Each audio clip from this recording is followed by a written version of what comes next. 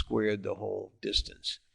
But we see here that these angles are working, the support and resistance levels are working, we're getting nice time cycles, all because we've taken a properly scaled, even though the scaling was an oddball proportion. It's not 1 point per hour or several points per hour. It could be an oddball thing like 17 points in 57 minutes. But whatever it is, this is how we can make it geometrically line up with angles that will give us time and price support.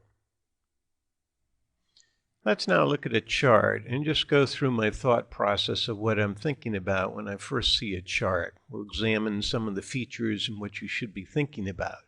This particular chart we see is a 60-minute E-mini chart. We see that the trend is down. This was the all-time high on the S&P back in the end of April. No matter what kind of angle you draw on this chart, it points clearly down, although there has been an attempt to rally recently, although we see the recent rally is about the same as a rally we recently saw. So in terms of waves, it may be a 1, 2, 3, 4, with a giant 5 coming up, or maybe it's just a two-step, 1, 2, 3 down to here, and then it goes up, and this is either an ABC with a break, or a 1, 2, 3, and after this fourth, it goes up. But if we look at the simple retracements, we'll see that if we just take the high, go down to the low, the midpoint of the big range is 1128. It's got a long ways to go just to get up to there to be remotely bullish. We could also subdivide that and take the most recent range, and we find out that the recent range is to here, and it could rally down or collapse back down to this level and still have a little minor support. We also know that in terms of the last top right here down to here, it never quite or just about made it to the 50% retracement right here. So that's overall pretty bearish that the last leg down was retraced exactly 50% where it ran out of gas. If it got through there, it could go up to the midpoint of the big level all the way down. We could also expand this a little bit and take a look at where the last buy and sell signals came from. The most recent little sell signal was right here at the top. This is the low of the high bar. It came down, bounced around. The last little buy signal was this little low here in the high of this bar. And even if we retrace that, we find out that all we did is get back 50%. So right now we're respecting the sell, which as you recall was 50% of the last range down. So we're still in a bearish trend at this 50% area. If it would turn up through here, it would at least go back to this top and maybe for the first time break out of that 50% and approach the 50% of the entire range. But as of now, there's no indication of that. Now, we did have a major buy signal down here. Here's the low of the high bar. It had a decent rally to the old tops. It failed and very quickly had another little buy signal that almost immediately regained this level, which is bullish. It went higher, had a plunge back to the old tops in here, so that's potentially bullish. So we're still looking at a pattern that's questionable. We really don't want to make a trade here. There's a lot of little tiny movement here. It can go a little bit lower and possibly find support. It can go a little bit higher and still get caught in this 50% breakout. If we just put a simple trend line on this connecting the bottoms, we would find that it's about to break through this trend line. That too could be bearish. We also want to look at my ratio lines. Maybe you could use the extreme low. I like to use sometimes if there's a spike, I'll use the secondary bottom and then maybe this first little top right over here. And then I have it programmed in this machine that these are the natural ratio lines. And we can see that they're following these numbers pretty well here. You might want to write all these down when you're trading and have them ready, because the idea is we want to trade exactly at our levels of support and resistance. And these, you can see, are about 5 S&P points apart, and they hit them pretty precisely. So if we were deciding to make a trade in here, we would try and wait for a pullback onto one of these levels near a trend line, near the old highs, And preferably you would want to see it come down in this area and start to bounce up with a little signal reversal bar. And at that point, I'd be more encouraged that there was something to do with this particular chart. If we blow this chart out a little bit again, we can see from the high, if we put on some of our angles from the all-time high over here, we put on our box grid, the 1-by-1 bear market angle is hovering right about where we are now. So this is a critical level. So I would be watching the big ranges now, that if we got above this, potentially we could rally up into here, but we probably wouldn't be out of the woods until we broke this 1-by-2 angle that's still coming down off the top. So that 2 shows big resistance in this area. We would be expecting it to come in here anyway at this resistance, because after this first low was made, it came down to a potential double bottom, got into trouble, and then collapsed. So any rally here would probably run into big resistance. So the overall trend is still very bearish. We're at the point where the last rally ran out of gas and collapsed.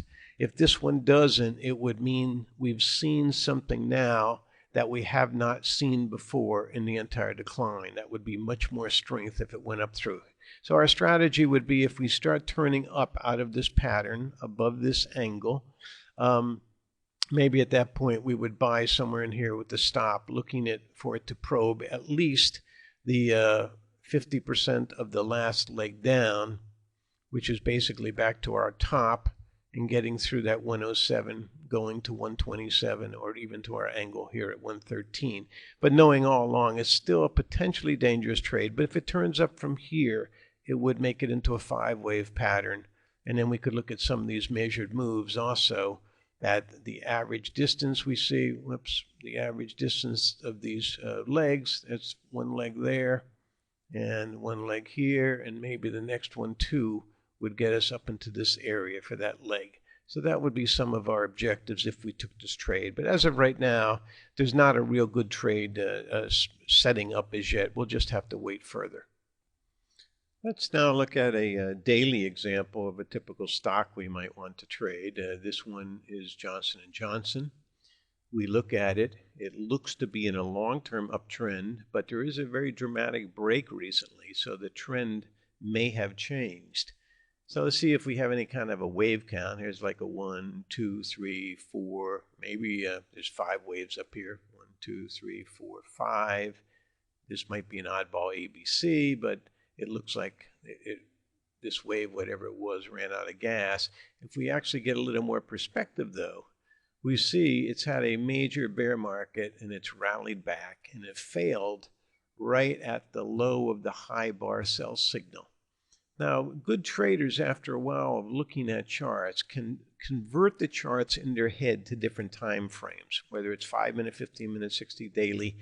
This one, if we look, the activity took place over a whole month. So this would be like a month bar chart compressed. And the sell signal, the low of the high bar on a monthly long-term chart, would be right in this area. So the fact that it came up to the bear market sell signal somewhere right in here, and then ran out of gas, that's pretty bearish. So this may be over if we put on a simple trend line up into here. We want to see where it could go to. So let's kind of look and see what we're dealing with. The range here was here. 50% pullback would take you to $55. The last buy signal down in this area, we've already violated one buy signal right here, the high of the low bar. That was violated here on a gap down. The buy signal here comes in, the high of the low bar comes in somewhere right over in here. And many traders make the mistake when they see the market coming down, they look at these past lows for support. This is the wrong place to look at it. The market never comes down to here. If it comes down to here, it usually blows right on through. It comes down to where the buy signal was generated, and the buy signal is generated at the high of the low bar. So the fact that this has already gone lower than that is very bearish and would lead one to believe it's probably going to go lower and test this 50%. But it is pretty stretched so rather quickly. And any kind of a little snapback rally could take it back up again.